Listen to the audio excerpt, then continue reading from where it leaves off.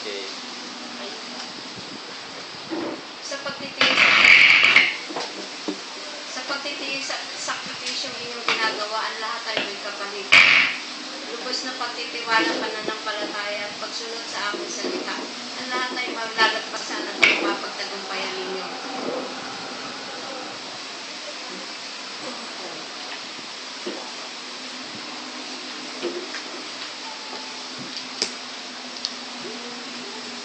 Ano ba ang layunin ninyo sa mundo? May pagkakataon pa para magbago ng kaisipan. Good morning mga kapatid. Ano ba layunin natin sa mundo? Ano ba gusto mo rito sa mundo?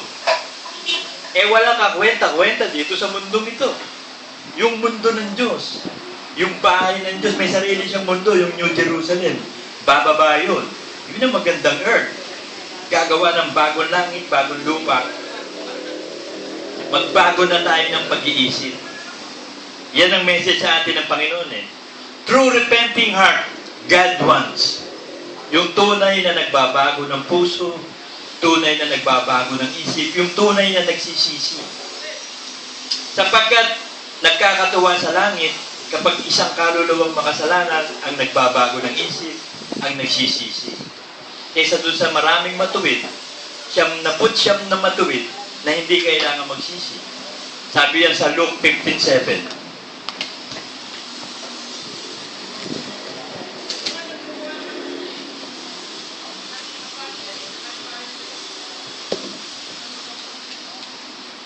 Sinasabi ko sa inyo, gayon din magkakatuwa sa langit dahil sa isang makasalanang nagsisisi kaysa 99 na taong matutuwid na di na kailangan magsipagsisi.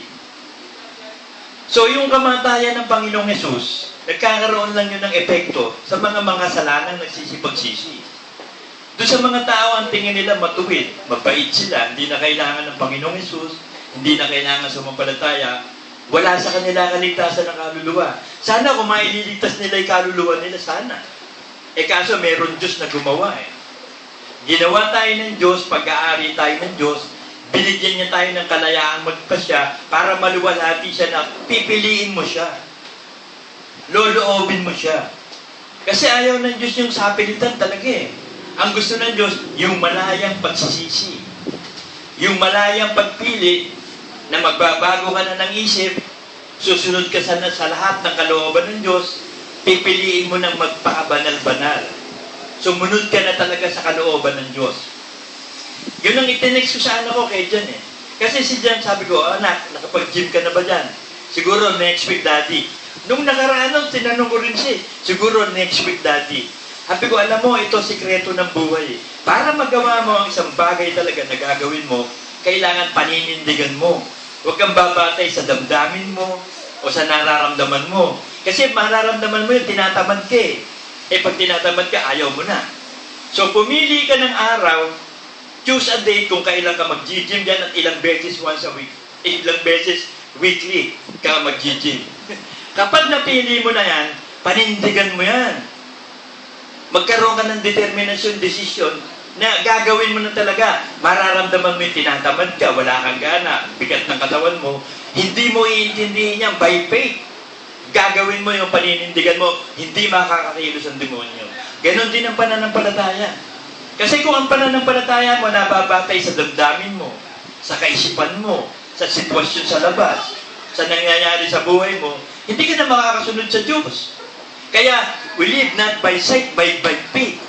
So, napakahalaga ng loloobin mo, didesisyonan mo, na mananampalataya ka na, magsisisi ka na talaga, gagawin mo na ang kalooban ng Diyos at gagawa ang Diyos. So, yun ang sikreto.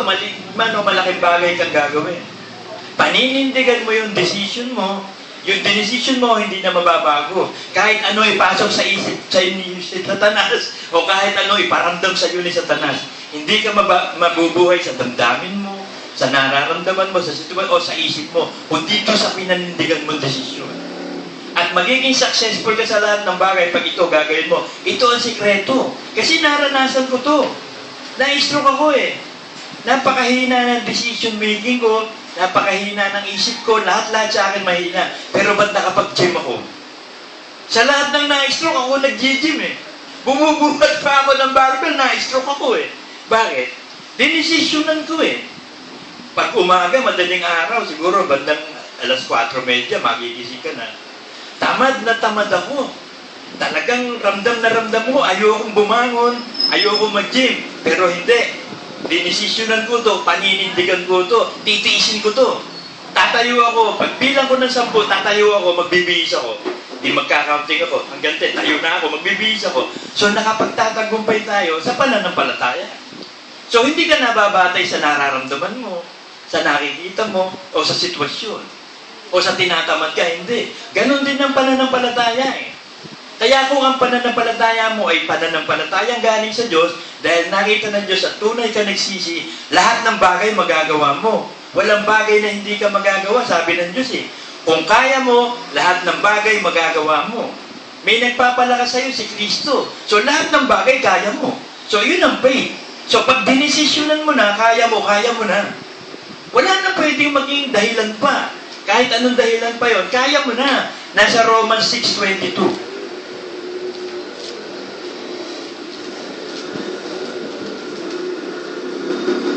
Dadapot ngayong mga laya na kayo sa kasalanan. Hindi na tayo sakop ng demonyo eh. Hindi na niya tayo mauudyokan pang gumawa ng kasalanan. Ay naging alipin kayo ng Diyos. Kayo ay mayroong inyong bunga sa ikababanal. At ang wakas ay ang buhay na wala nga. Meron kayong bunga sa ikababanal. So kaya mo na. Kaya mo na magpakabanal. Yung dinidesisyonan mo, kaya mo nang gawin. Hindi ka na alipin ni Satanas. Hindi ka na alipin ng kasalanan.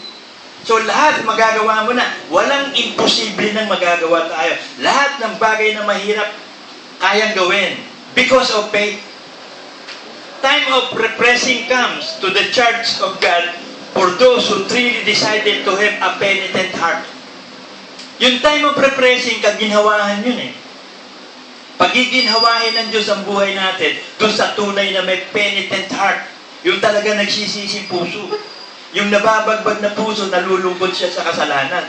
Lumalayo na siya sa kasalanan. Nagkakaroon siya ng pagbabago ng isip.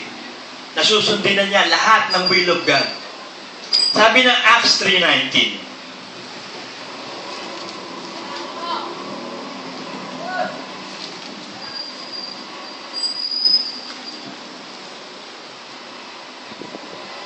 kaya magsipagsisi kayo at magbalik loob upang mapawi ang inyong mga kasalanan, upang magkagayon ay magsidating ang panahon ng kaginhawahan mula sa harapan ng Panginoon. So yung plano ng Diyos sa LCJ Ministry, noon pa yun ha, matagal na plano ng Diyos na magkakaroon ng masaganang buhay ng iglesia, pagiginhawain ng iglesia. Magaganap na yon ngayon. Itong taon na to sinisimulang ganapin doon sa remnants ng LCJ Ministry. Kasi kung paano ang Israel ay may remnants, ganun din ang LCJ Ministry, may remnants eh.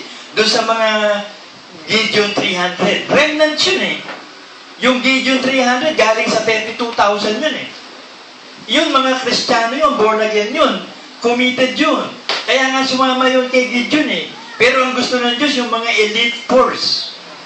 Yung mga tunay na mga disciples. Yung nadisiplina na, yung talagang tunay na dadali niya sa langit, 300 lang. Out of 32,300 lang. Tayo kaya sa palagay nyo, yung LCJ Ministry, nung buo ba to, panahon pa ni Brother Manny, mga ilan kaya? Kung i-estimate nyo, alam nyo, siguro yung maximum na bilang natin, mga 1,500 lang. Buong LCJ Ministry, panahon ni Brother Manny, hanggang sa unti-unting nalagas yun, unti-unti. Nabawasan ang nabawasan. Hanggang sa itong huli, nung mamatay si Brother Manny, 4 ang natira. Si Elmo, si Carding, tsaka itong si Isa. Sino ba itong isa? Nakalimutan mo na to. Si Sunny, tsaka ako. So akala ko okay na. Tapos, may natira sa atin, tayo. Dahil ang prophecy nun, sabi, 3 daw eh, ang malalabi. So nung makita ko, 3 din ang nalabi sa atin eh. Ako, si Manuel, at saka si Sandy. Eh lately, napansin ko, napipilay pa. napilay pa. Kasi nagsimula tayo sa kotse nun eh. Eh, Brother Manny nun, 4 pa gulong eh. Sumunod, naging 3 na lang ang gulong. Sumunod, unicycle na. Iisa na lang ang gulong. Tapos, meron akong 2 alalay, si Manuel. At yung isa na-flat pa.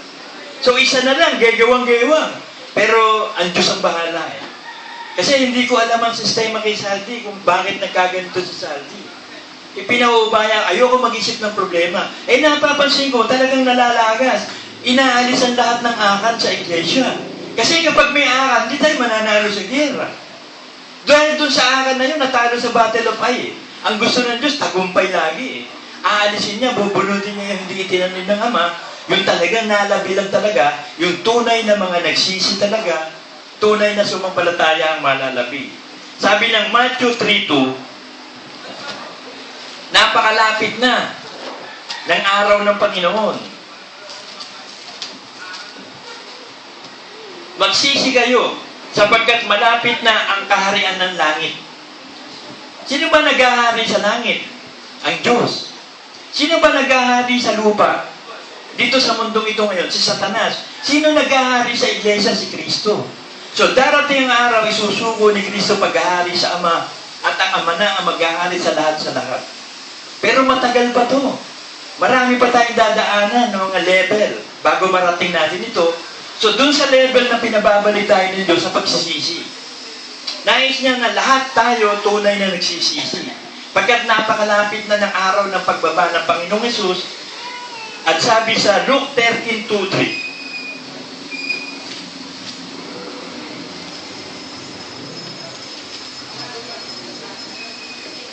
at siya'y sumagot at sinabi sa kanila, inaakala ba ninyo na ang mga Galileyong ito ay higit ang pagkamakasalanan kaysa lahat ng mga Galileyo? Dahil na sila'y nagbata ng bagay na ito, sinasabi ko sa inyo, hindi dadapat malibang kayo'y magsisi, mamamatay kayong lahat sa ganun din paraan. Ang sinasabi niya dito, kung ba Kristiyano tayo, lamang na tayo sa kanila? Hindi pa rin. Kung yung mga unbeliever na yan, hindi mga nagsipagsisi, mapupunta sila sa impyerno. Pero tayong mga tunay na Kristiyano ito, kung hindi rin talaga tayo tunay na magsisisi at tunay na susunod sa kalooban ng Diyos, madidisgrasya din tayo. Sabi sa Proverbs 1:21.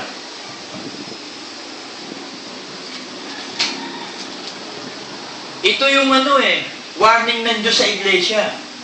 Kasi hindi ibibigay ng Diyos ang masaganang buhay, masaganang pagpapala kung may nakasingit na kambeng, kung may akan, hindi. Kaya nga sabi, inaalis yung yung libadura. Kasi nagpapaumbok ng masa. So inaalis yung libadura, yung sumisira sa iglesia. Lilinisin niya, purong-purong ginto lang, walang tanso. So yung sisira sa iglesia, inaalis niya. Kaya nagkakaroon ng remnants, purong-purong ginto lang yun. Magsibali kayo sa aking saway, sabi sa Proverbs 1:23. Narito aking ibubuhos ang aking espiritu sa inyo. Sapagkat ako'y tumawag at kayo'y tumanggi. Aking iuunat ang aking kamay at walang makinig, kundi inyong inuwi sa wala ang buo kong payo. At hindi nyo inibig ang aking saway, ako naman ay tatawa sa kaarawan ng inyong kasunawan. So sinasabi dito, hindi ko ba kayong Galileo ay mas makasalanan sila kaysa sa inyo? Kung kayo mga Kristiyano, hindi pa rin. Kung hindi ka pa rin susunod sa tunay na pagtawag ng pagsisisi, tatawa pa rin ang Diyos sa kasakunaan darating sa iyo. Ako'y manunuya pagka ang inyong takot dumarating.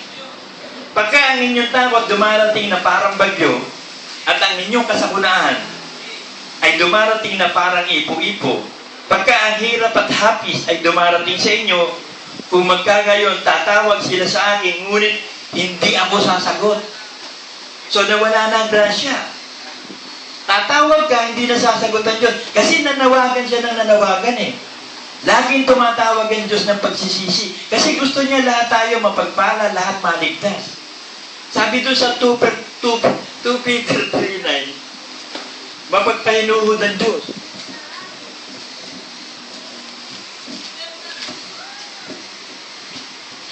Hindi mapagpaliban ang Panginoon tungkol sa kanyang pangako, na gaya ng pagpapalibang ipinapalagay ng iba. kundi mapagpahinuhod siya sa inyo, na hindi niya ibig na sino man ay mapahama, kundi ang lahat ay magsipagsisi. Kaya hindi pa hinahatulan ng Diyos eh. Kaya hindi pa binibigyan ng penalty. Mapagpahinuhod ng Diyos, binibigyan pa niya ng chance. Yung mga nandito sa iglesia na malahininga pa, binibigyan niya ng chance na magsisi talaga.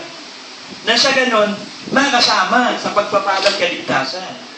Kasi kung ibubuhos niya agad ang penalty, madidisgrasya eh. Kaya mapagpahinuhod siya, kita niyo, hindi agad hinahatulan ng Diyos.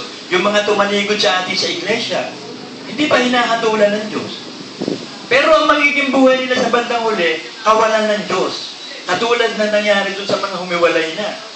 Kina Brother Phil, no? Kina Brother Ross, ang mga istorya nila, ang papangit ng wakas nila.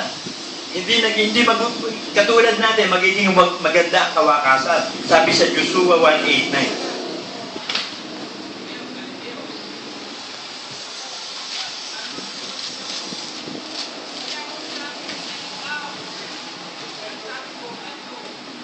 Ang aklat na ito'y ng kautusan ay huwag mahihiwalay sa inyong bibig, kundi inyong pagbulayan araw at gabi, upang inyong masunod na gawin ang ayon sa lahat ng nakasulat dito.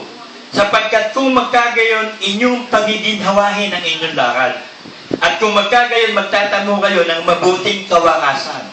So, giginhawa buhay natin, pati yung kawakasan, talagang pinagpala ang diet ng buhay natin. Buhay na walang hanggan. At ma-experience natin ang pagpapalang spiritual, physical at material. Pero kailangan meron kang gawin eh. Romans 12:1-2.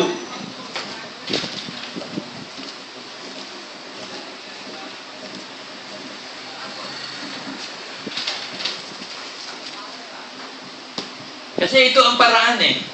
Kasi yung katawan natin makasalanan. Kasamang ipinako sa krus yan at lahat ng pita niyan. Pero nandiyan pa rin ang lumang pagkatao. So tatanggihan lang natin ang lumang pagkatao at hindi natin pakikilusin ang laman.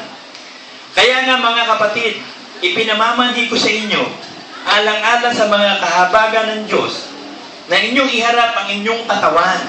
Kasi nandiyan ang lahat ng kasalanan eh. Kung hindi mo iaala yan, kung nandiyan lahat ng kasalanan, kung gagamitin ni Satanas yan para bumalik ka sa dati. Eh pag naialay mo na yung katawan, susunod na yan sa katwiran, hindi na sa kasamaan. Inyong iharap ang inyong mga katawan na isang haing buhay, banal na kaaya-aya sa Diyos na sa inyong katampatang pagsamba. At huwag kayo magsiayon sa sanlibutan nito, kundi mag-iba kayo sa pamamagitan ng pagbabago ng inyong pag-iisip, upang mapatunayan ninyo kung alin ang mabuti at kaaya-aya at lubos na kalooban ng Diyos. So malalaman mo yung will of God. Kasi nagbabago ka ng isip eh.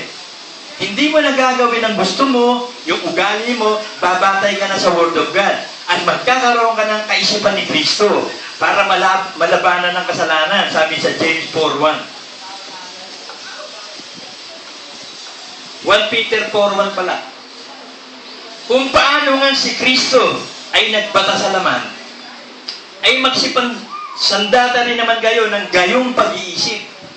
Sapagkat siya na nagbata sa laman, nagpatigil sa kasalanan. So yung pag-iisip ni Kristo, hindi siya pumayag na yung katawang nasa kanya, na subjected sa kasalanan, magkaroon ng kasalanan, hindi siya pumayag. Nilabanan niya ang gawa ng laman. Sabi sa 1 Peter 2:11, mga minamahal, ipinamamani ko sa inyo tulad sa mga nangingibambayan at nagsisipaglakbay na kayo'y magsipagpigil sa masasamang pita ng laman na nakikipaglaban sa kaluluwa. So yung katawan na yan, nandyan ang lahat ng kasalanan, na born again na tayo, yung espiritu natin, okay na, renewed na. Yung kaluluwa, hindi pa. Yung kaluluwa, nandyan yung isip mo, damdamin mo at kalooban. Yung kalooban mo, iayos mo na para hindi magalaw ni Satanas. So yung isip at damdamin na problema. Yung isip natin, kailangan bigkisan mo mabuti. Yung baywang ng pag-iisip para magkaroon ka ng malakas na self-control. Sabi sa Peter 1:13. Kaya inyong bigkisan ang baywang ng inyong pag-iisip na maging mapagpigil kayo't inyong ilagat na lubos ang inyong pag-asa sa biyayang dadalhin sa inyo sa pagkahayag ni Jesucristo. So magbabago ka ng pag-iisip, nasusunod ka na talaga. So yung pag-iisip mo, magiging alipin ni Kristo. Susunod na lang yung damdamin. Kasi yung damdamin naman na yan din, pag hindi naman nagpasya isip, hindi rin basta kikilos eh. Kaya halimbawa, nagalit ka. Nagpasya ka ng magalit, kaya ang damdamin mo, nagalit na eh. So kapag mababago na ang isip natin, madadama yung damdamin. Magiging mapagpigil ka na eh. Mapipigilan mo na yung damdamin. Magkakaroon ka na ng bunga talaga ng Espiritu Santo sa Galatia.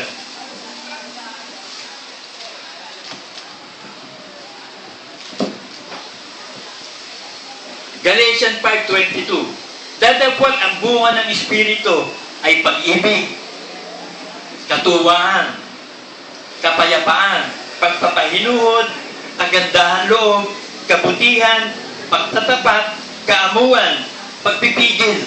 Hindi nyo napapansin nasa huli yung pagpipigil, yung self-control? Alam nyo ba na pinakamahirap yung self-control? Pero kapag nakakapag-practice ka ng self-control, napapractice ang Espiritu Santo, yung bunga ng Espiritu na, makukontrol mo lahat eh. Kasi pag nakukontrol mo na, makukontrol mo yung isip mo, kasama na makukontrol ang damdamin. Kasi yung kalooban, kontrolado na ng Espiritu eh. Ibinigay mo na ang kalooban mo sa kalooban ng Diyos. Eh yung Espiritu mo, walang problema. So maipipreserve yan. Sabi sa 1 Thessalonians 5:23.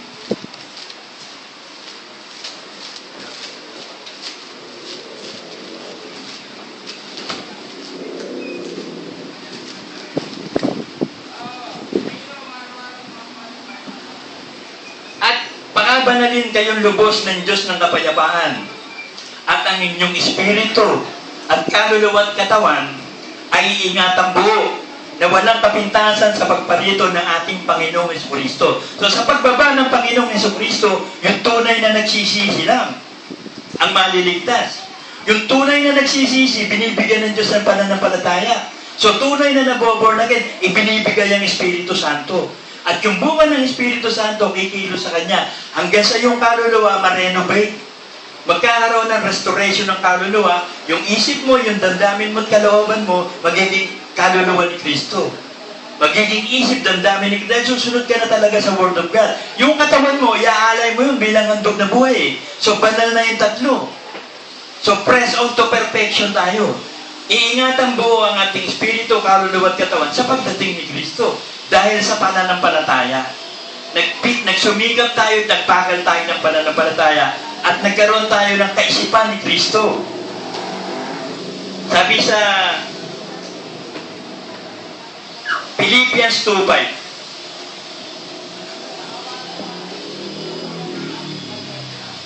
magkaroon kayo sa inyo ng pag-iisip na ito naman na kay Kristo Jesus din naman. Ano ba ang pag-iisip ng Panginoong Jesucristo? Ang pag-iisip niya ay pag-iisip ng Ama. Ano ba pag-iisip ng Ama? Ang kalooban ng Ama, si Kristo. Ang mga utos ng Ama, salita ng Diyos. So yung mga salita ng Diyos, yun ang kaisipan ni Kristo. Yun ang Diyos. So kung yung mga kautusan ng Diyos at kautusan ni Kristo, yun ang kaisipan ni Kristo, yun ang magiging kaluluwa ng Iglesia. Ang buong pag-iisip natin, magiging kaisipan ni Kristo. So ang batayan ng buhay natin, si Kristo, Word of God. So one way lang eh. So lahat ng bagay nababatay lang kay Kristo in all aspect of life. Kaya ang magiging basis natin si Kristo eh. Halimbawa, sa pag-aaral, meron sa inyo rito hindi nag-graduate ng college o high school nga, hindi eh. O iwan ko elementary. Diba? So si Jesus Christ ba, naging doctorate degree ba? Naging cum laude ba to? Naging summa cum laude ba to? Naging magna cum laude ba to? Naging scholar ba to? Hindi, karpintero lang to eh. Ang karunungang ibinigay ng Ama sa kanya tungkol sa kalooban ng Diyos na pagtuturo. The greatest profession is a teacher. Si Kristo yun. So huwag kayong malungkot kung hindi kayo nakapag-graduate ng college, university, kahit high school. Kasi ang batayan si Kristo. Sa paghahanap buhay, karpintero si Kristo. Ano ba hanap? Baka nga mataas pa ang kalagayan nyo kaysa kay Kristo. Baka kayo manager pa eh. Nasa opisina kayo. Si Kristo hindi, skilled worker to eh. Nagbabana talaga ng buto, karpintero, nagmamartilyo, naglalagar eh. Gumagawa ng bahay, ng table, ng silya. Mahirap din yun, pero yun ang trabaho niya. Oh. So kung kayo ay nasa kalagayan ng pagiging laborer, hindi ka rin magiging malungkot. Bakit? Laborer din naman si Kristo, di ba? Yun ang batayan eh. Sa pamumuhay, sa pag-aasawa, si Kristo walang asawa. So kung may asawa ka man, wala kayong anak, so what? Hindi problema. Si Kristo nga, walang asawa, wala ding anak eh. Pero marami siyang kapatid, marami siyang ina. So, cross out na yun. Kasi minsan may mag-asawa, nalulungkot, walang anak eh. Sa langit ba, may anak-anak pa? Wala na, puro magkakapatid dun eh. So, cross out na rin yun. Ano pang aspeto ng buhay si Kristo? Kayamanan. Si Kristo ba may kayamanan? Karpintero nga eh. O so, kung ikaw naging mahirap, cross out na rin yun. Si Kristo hindi mayaman eh. O ano pa? Guwapo. Ang Israelites, mga guwapo talaga yan. Iba mga figura niya, mga foreigner na yan. Di katulad ng Pilipino. Talaga may mga pangit talaga, tsaka Afrikano. Pero yung mga Israelites na yan, magaganda hugis ng mukha niya, magaganda katawan niya. So, maaaring si Kristo, guwapo.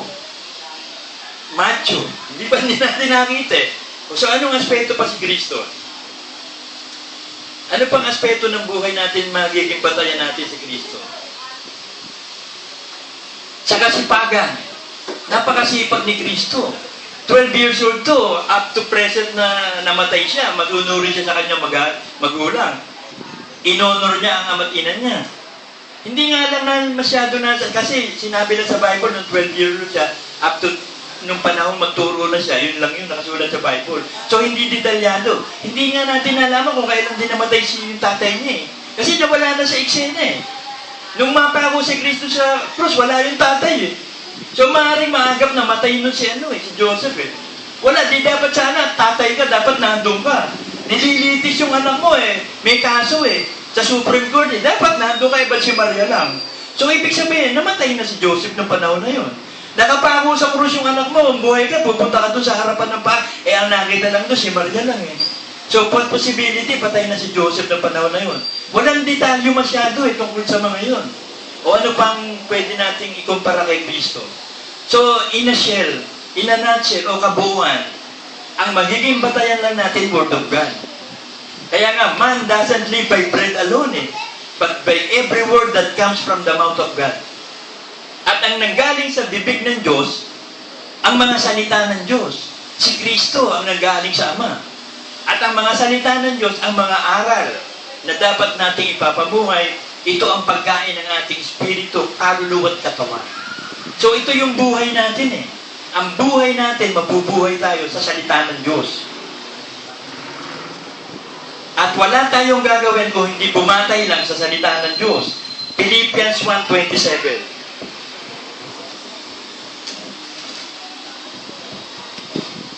Ang inyo lamang pamumuhay ay maging karapat-dapat sa Ebanghelyo ni Kristo. So ano yung pamumuhay natin? Nagtatrabaho ka, naliligo ka, nag-aaral ka, ama ka, ina ka, anak ka, citizen ka ng isang bansa, namumuhay ka, batay sa Word of God. Upang maging ako'y dumating at kayo makita, o wala man sa harap nyo'y mabalitaan ko ang inyong kalagayan, na kayo'y matitibay sa iisang Espiritu. So, ibig sabihin, yung aral lang ng Espiritu Santo, ang dala-dala natin, at ito yung Biblia, salita ng Diyos. Na kayo'y matitibay na nagkakaisa ng kaluluwa. So, ang ating pag-iisip, damdamin at kalooban, nagkakaisa sa Word of God. Na magsisikap kayo sa pananampalataya sa Ebanghelyo. So, yung pagsisikapan natin, yung pagsunod sa salita ng Diyos. At kapag nagkakaisa na ang iglesia, doon naman natin mararanasan yung sinasabi ng Psalm 133. Alam niyo ba, ito yung aking wish sa LCJ Ministry? Kasi nabuhay ako sa LCJ Ministry na ang mga pinuno hindi nagkakaisa. Awayan ng awayan. Talagang kanya-kanya ng gusto. Hindi nagkakaisa ang lahat ng obispo at pastor ng LCJ Ministry. Kaya tayong nalabi, pagsisikapan natin magkaisa na tayo.